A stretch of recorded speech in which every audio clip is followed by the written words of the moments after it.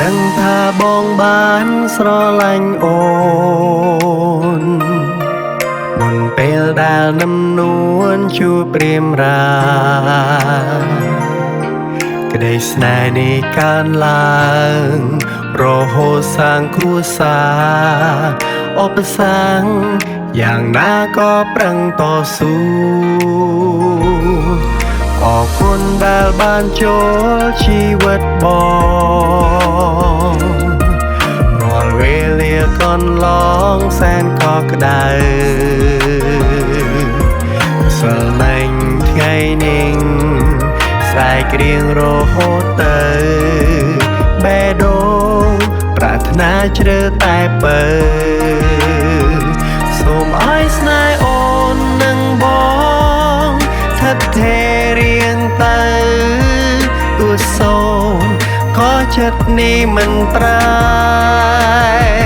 សូមសន្យាថាមើលថែអូ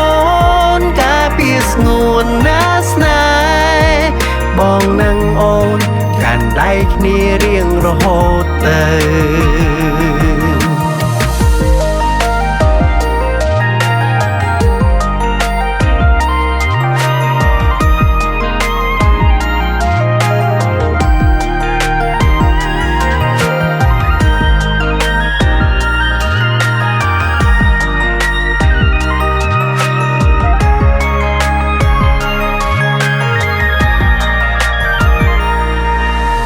ដឹងថាបងបានស្រឡាញ់អូ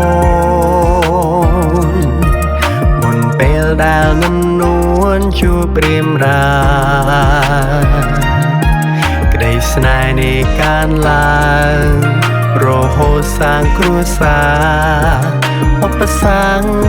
យ៉ាងណាក៏ប្រឹងតស៊ូ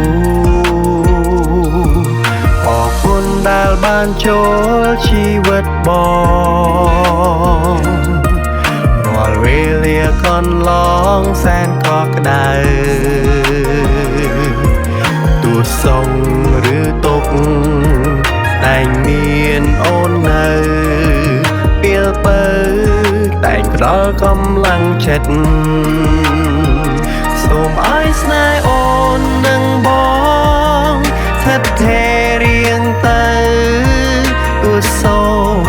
ក៏ចិត្តនេះមិនប្រែសូមសន្យាថាមើលថែអូនការពារស្ងួនណាស្នេ